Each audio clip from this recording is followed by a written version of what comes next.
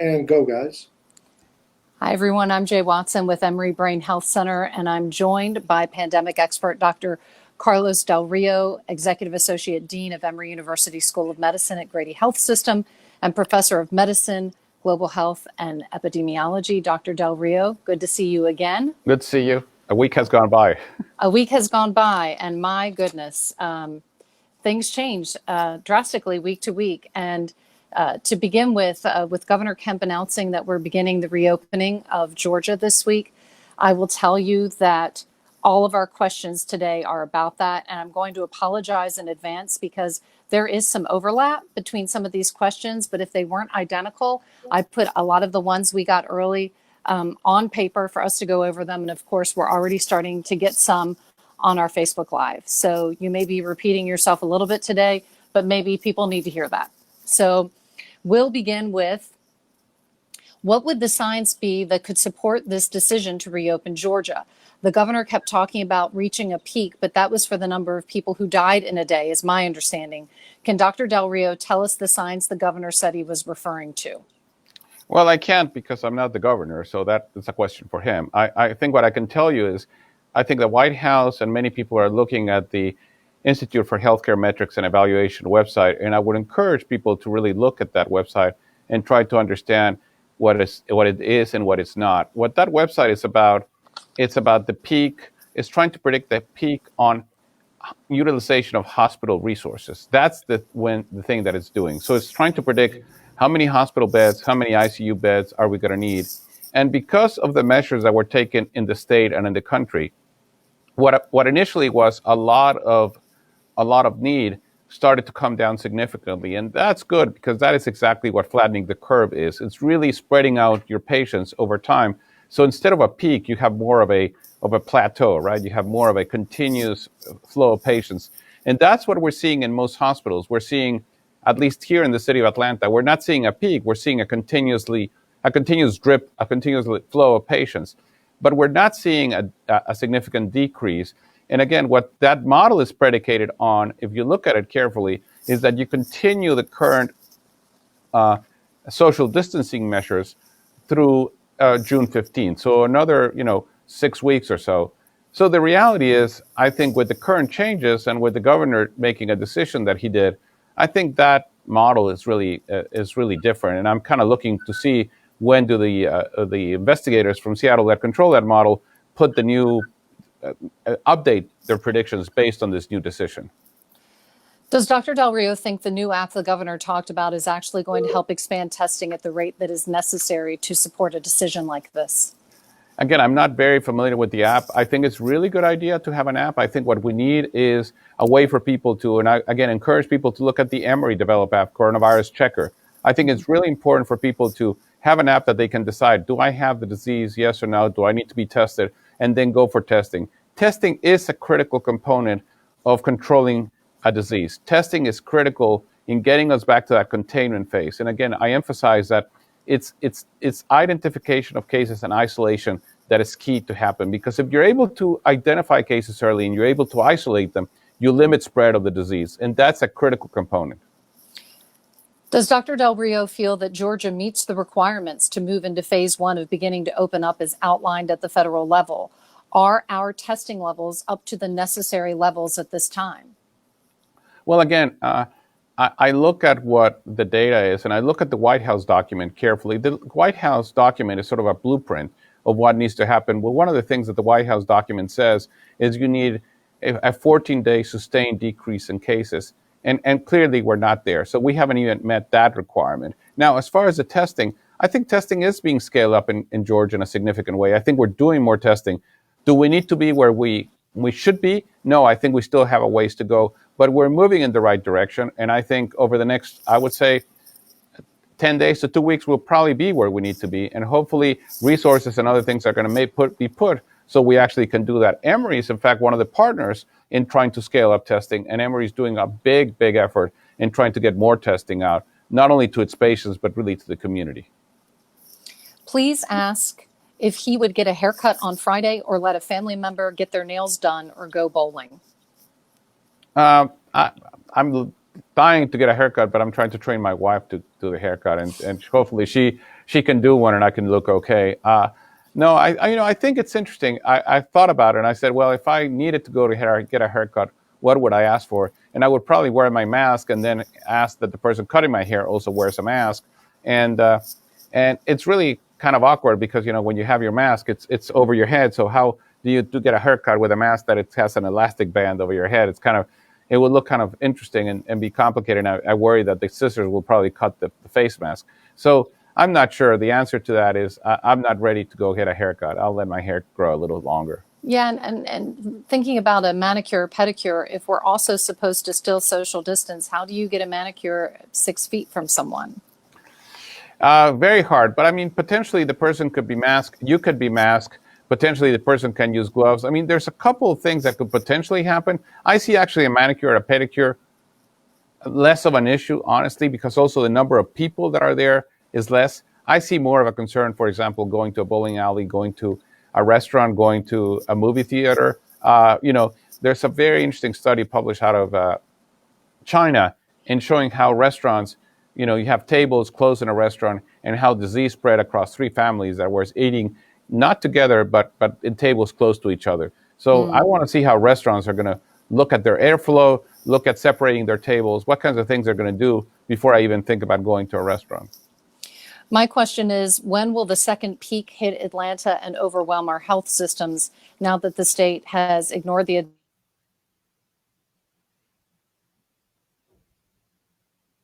I lost audio. I hear now. I lost audio there for a second. Okay, let me read it to you one more time. My question is, when will the second peak hit Atlanta and overwhelm our health systems now that the state has decided to ignore the advice of public health experts and open up the state? Are we talking middle of May, end of May?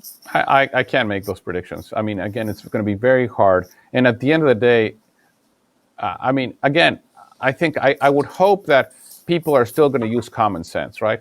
I see you have your mask sitting right next to you in your desk. Mm-hmm. I have mine. I'm still going to practice social distancing. I hope that people do the right things. I think we need to, it's not what the government does for us that is going to end this epidemic, is what we as citizens do. And I would tell people, if you're concerned, then, don't do the things that are going to increase your risk. Continue supporting your local businesses, continue ordering out of restaurants, continue doing the kinds of things that are going to keep the economy moving, but practice some common sense. And I think, again, as citizens and as individuals, there are certain things that we can do to not only decrease our risk of us getting infected, but infecting other individuals. How will COVID antibody testing be used in the Emory healthcare system, staff and patients? I think that they're beginning to roll out the testing. I think they're initially being very focused on using the testing to test employees to see who has and who has had not the infection. But it's also going to be used for patients and for family members and for other people. I think antibody testing is promising. It's not there yet, but it's a promising way of knowing who has had the infection. We know from certain studies, a study recently done in California showed that in LA, close to 4% of the population had been infected, right? So the other thing we learned from those antibody tests is that there is a lot of transmission and a lot of asymptomatic transmission.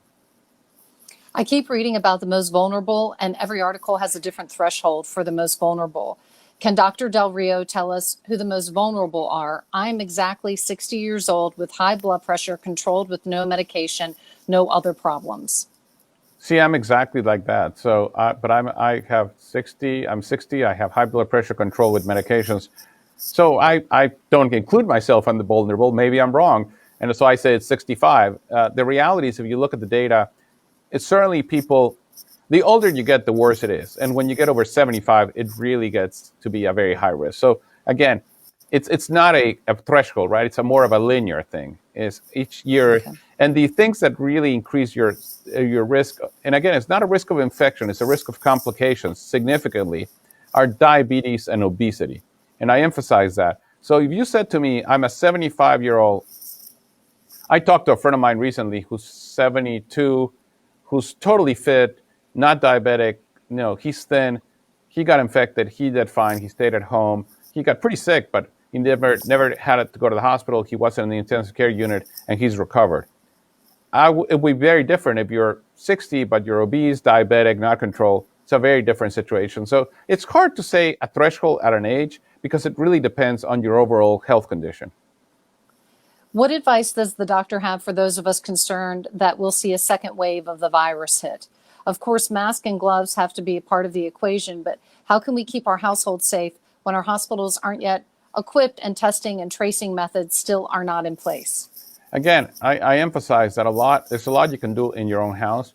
I would say wear a mask when you go in public. I would say a lot of hand hygiene, a lot of hand cleaning, keeping your house safe.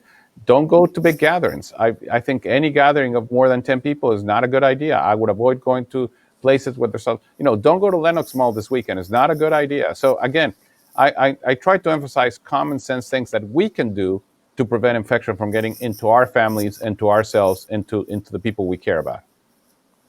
The governor suggested hairstylists wear a mask while cutting hair. What do you think about the customers who can't wear a mask while having their hair cut, who may be within a foot of the person sitting next to them at the next shampoo basin or a few feet away in the next chair? Should they be concerned about taking precautions? I know you talked about this a few minutes ago. We kind of talked about this, and I don't know. I really don't know. I mean, I think that it's really hard to know what's going to happen, and I'm sure there are going to be transmissions, and I'm sure we're going to have to try to understand what those dynamics of transmissions are. But I would say, as an individual, decrease your risk, and if you don't feel comfortable, don't go for a haircut. What about people who have to go back to work now that the state has okayed opening? If they say they can't because of safety concerns, they will lose employment benefits. Not sure this is a question that falls under your purview. I mean, again, there are certain things you can do to decrease your risk. Wear a mask, wash your hands, stay at 6 feet from others, continue practicing social distancing. I mean, nobody has said we need to end social distancing, right? We still can practice common sense. And I want to emphasize that it's really up to us as individuals to practice the kinds of things. This is not going back to, normal. We can go back and do what we used to do before. We can still do things that are common sense and prevent infection. For those people who think that we can return to normal if we do go back to some semblance of what people think is normal, what are the odds then that we'll see a spike in cases again? Again, this is a virus. This is transmitted. This is an infectious disease. The normal that we knew 2 months ago is not going to happen. And if it goes back to that normal, there's going to be a spike in cases. This is an infectious disease. This is transmissible. This is not. I'm not predicting the future based on, it's almost, the question is almost like, if we stay in bed long enough, what are the odds that the sun is going to come out in the morning? It will, this is how the world happens. Does Dr. Del Rio think we should have more testing before opening back up with people in close proximity? Also, the governor mentioned, and President Trump did too, that the curves have gone way down. Have they moved down sufficiently? Again, I wish there was more testing. I would like to see more testing. I would just encourage people to continue practicing social distance. I would like to encourage people to continue, wearing a mask, doing hand hygiene. We can still do things personally to decrease our risk of infection. I've seen many news articles that the FBI, FEMA, and Homeland Security are intercepting and diverting truckloads and plane loads of shipments of masks, gloves, et cetera, that were purchased by governors of various states and individual hospitals and are being seized or threatened to be seized by the government. Is this true? And for what purpose? What have you heard about this? I'm not aware of any of that. I would very much like to hear the doctor compare COVID-19 to other deadly outbreaks, such as the bubonic plague or smallpox. What, in his opinion, have we done correctly up to this point or incorrectly? Also, in his opinion, does he believe the worst is behind us, or is that too early to tell? Well, again, I wasn't around in the 13th century when the bubonic plague hit, so I can't tell you what was done then. And again, even in smallpox, there's a different disease. It's very different. But smallpox, we had a vaccine. We don't have a vaccine for this disease. I would say what we have today, which is very powerful, is we have science and we have technology. And I think between science and technology, we're making incredible advances. The reality is, between the time the virus was discovered and it was sequenced, and the sequence was made available, and tests were developed, and now we're doing vaccine trials and therapeutics, only 3 months have gone by. I mean, that is unprecedented. We've never seen such a rapid scale up or go from a new disease to being right now in a vaccine study so quickly. And that's because of science. That's because of technology. So my point is, it's less, let's continue supporting science because science is going to get us out of this problem. What do you think is a realistic timeline for a mass vaccine? 18 to 24 months.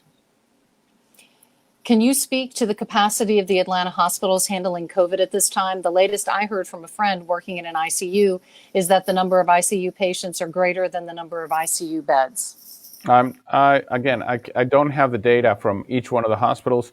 What I've heard from hospitals that I'm familiar with is that they're busy, but they're not at capacity yet. Would you proceed with an elective procedure at this time?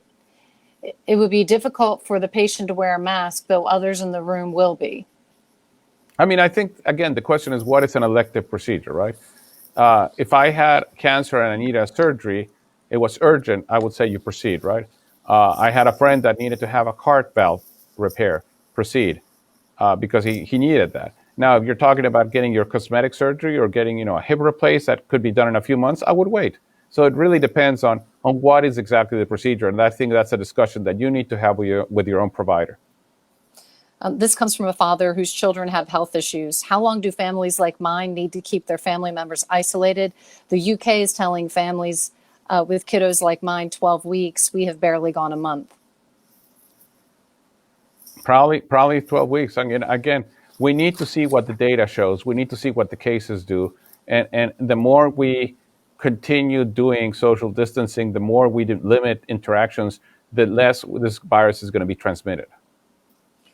Will you ask Dr. del Rio for advice on how to protect my children working on the front lines now that things are opening up? The children working on the front lines. Yeah, this is a mom whose children are, I guess, frontline healthcare workers. I mean, I think healthcare workers are actually fairly well protected. I would tell you that they're getting PPE, they're being told what to do. I think we're seeing here in Atlanta, I'm very, very pleased with at least the hospital systems that I know, Emory, Grady, how much care and how much protection and what the supply chain is to keep PPE and to make us to protect the healthcare workers. So I would say if you're working in a healthcare worker environment that is doing that, you're going to be in good shape. The biggest risk you have as a healthcare worker today, honestly, is getting infected outside the healthcare system. At what point will we as individual families know it's okay to relax our social distancing? Let's be honest, many of us here know that just because a leader says it's okay doesn't mean we will take them at their word and end our staying at home, period. But for those of us who are looking at the data to make our own informed decisions, what information is most critical for us to gather? I want to see a decrease in cases. I want to see what the White House asked for, which is a sustained decrease over 14 days in the number of cases. So watch the number of cases every day. That's the first thing I do in the morning, actually, as I'm eating breakfast. I look at my phone and look at the number of cases and the increase in the number of cases. My wife asks the question, so what's the news for today? Where are we? How many new cases? The moment I can start saying, hey, there's a decrease in the number of new cases, and that is over 14 days, I'm really happy. PPE conservation is a real issue in our hospitals, even those not at capacity. The expectation, I assume, is that more PPE would be used and needed as these businesses reopen. Do we have the supplies to do this safely? I think at the moment we have the supplies, but I tell you, the biggest consumer of PPE is having tests take a long time. And in hospitals where we can implement testing right away, the PPE consumption goes down because somebody's infected versus not infected very quickly, and need to keep them in isolation for 5 days, using PPE while you get the result. So having test availability at the local hospitals is critically important. I am most concerned about my community. Blacks are leading the new case counts and death tallies. How can we protect Blacks? I think we have to be very, very focused on the African American community. I think that the risk is very high. We got to get testing into those communities. We have to implement, protection in those communities, and we have to be very clear that certain things are just not going to be possible. And what do we do? I mean, if you live in poverty or in lower middle class, and you have an apartment with 2 bedrooms and 8 people sleeping there, there's going to be transmission if a case gets in there. So those families need to take special precautions to prevent an infection from coming in. How should clinicians determine patient safety to return to work? Should those who tested positive wear a mask 100% of the time at work? Will that protect their coworkers? So, once you've had the disease and you recover, you're not infectious anymore.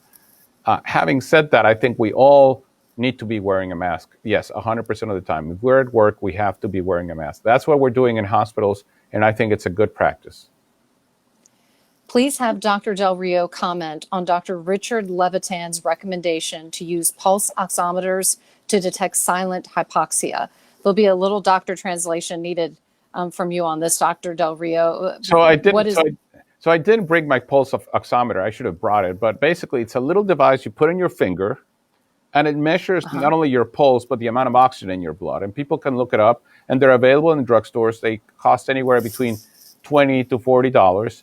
And yes, I do think that, when you're diagnosed with this disease and you're sent home, if you're not sick enough to be in the hospital, learning how to measure your oxygen is a critical component of picking up when you're having complications that need you to go back to the hospital. So the reality is that this is a very important thing to do and something that we should think about implementing. And, if people have the $20 available, they're diagnosed with COVID, I would say if your healthcare system doesn't give you one and you're being sent home, I would have three things at home. I would have masks, so I put a mask 100% of the time.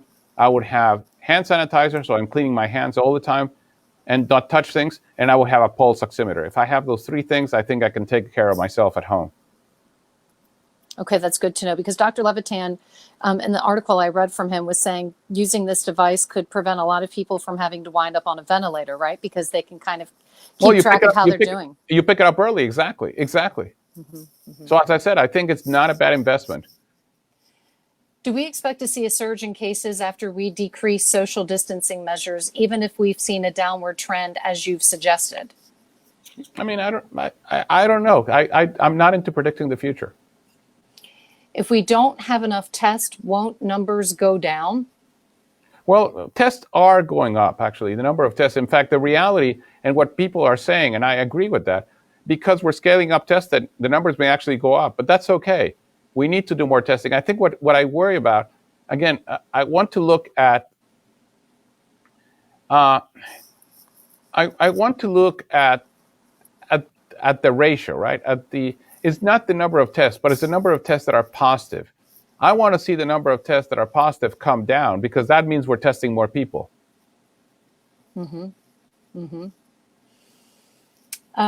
Any more information on whether warm weather may help lessen transmission of the virus? There's some data out there, but I think is not 100% sure.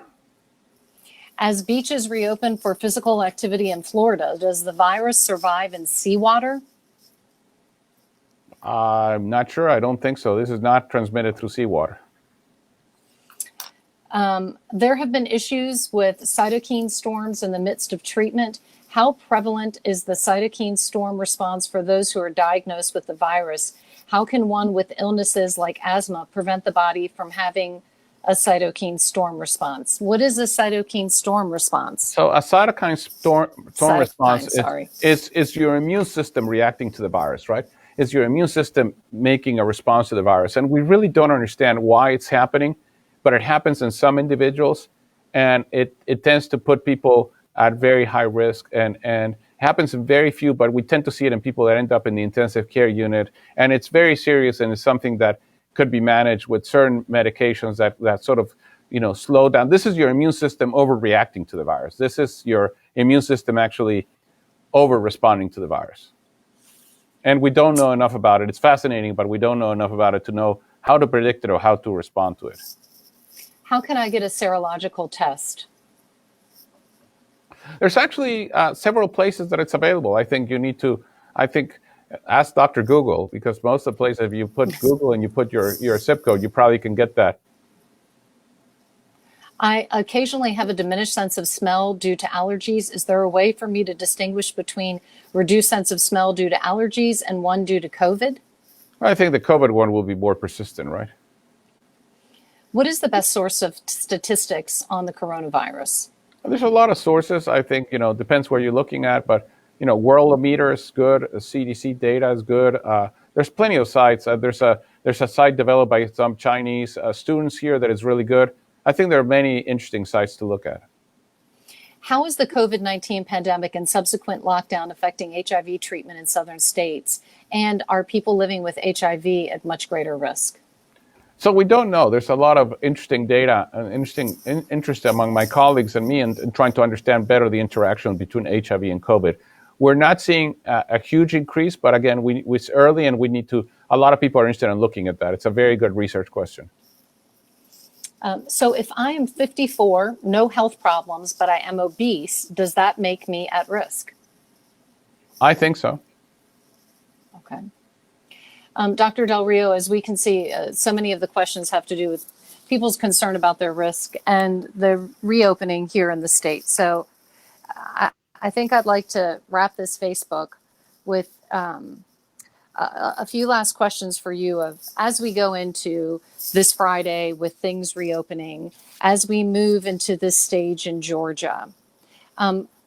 Could you give us some guidelines and tips and recommendations for us on how to stay healthy in the midst of these changes and how we act with or approach these changes? Well, again, the first thing is just because the governor has said that it's okay to go to a hair salon doesn't mean you need to go, right? I mean, I think we need to all use common sense. And if you are concerned about your health, if you're concerned about your family, then don't go. Then continue doing what you're doing. Continue practicing social distancing. Continue, staying at home. Continue washing your hands. I mean, there's certain things that, you don't need the government to do for you. You can do for yourself. And again, it's common sense is continue doing what we're doing as an individual that's going to keep you healthy. And my goal would be to keep me and my family healthy. And what measures are we going to look at after these things reopen up for us to be able to tell whether it's okay that we are doing things? What numbers are we going to be tracking? Well, I think, again, we need to continue tracking cases. We need to continue tracking deaths. We need to continue seeing how much testing is being scaled up. I think those of us in public health we're very focused on numbers. I always say that that CDC, the first C of CDC, is count, right? It's all about counting. A lot of epidemiology is about counting. You have to have data, and you need to be able to counting. The second, the second letter in CDC is here in Atlanta. I don't think is disease, but actually it's about, it's about detect. We have to detect cases. So you have to count, you have to detect, you have to know where the cases are, and for that we need testing, right? Mm-hmm. And then the other thing we need to have is we need to have very good tracking of data of what's happening in our hospitals. And I think seeing are the emergency room visits going up for respiratory illnesses, not just COVID, respiratory illnesses. Are we seeing more people coming in? What is happening to our hospitalizations? What is happening to our admissions to the intensive care unit? Again, detecting, counting is going to be critically important. If let's say, for the sake of argument, the state reopens Friday, and a few weeks from now we see a surge in cases, would the only way to be able to deal with a surge like that be to shut down all over again? I think so. I think the shutdown is it's sort of what I call brute force, right? You have to do a very brute force approach to control what's going on. I think I would love us to go to a place in which we diagnose an individual, we isolate them, and we quarantine them, and we prevent spreading from happening. If we can do that, we will avoid having to use brute force. So that's what I would like us to see. Well, you have been gracious enough to join us once a week. And this week is very interesting with the changes coming on Friday. So I look forward to our talk next week, Dr. Del Rio, once things are open and we see how things are moving. And as always, we appreciate your counsel and advice and tips as we prepare for this next stage. Well, again, continue doing what you're doing. Just because something is opening doesn't mean you need to go visit it. Right. And we've talked about this, right? We've talked about how it's hard to be in quarantine. We've talked about how we miss our friends. We've talked about how we miss going places. So the temptation is getting quite strong for people. I've definitely felt the rumblings of that on social media. People are growing restless. So I'm guessing your advice would be to just continue to be smart. I think Continue to be smart. I think continue to be smart. That's the best thing we can do. Thank you, Dr. Del Rio, as always, for the time. Take We'll care. see you next week. Take good Take care. it. Good seeing you. Bye. All right. Bye-bye. All right, everyone. Take care. We'll see you next week.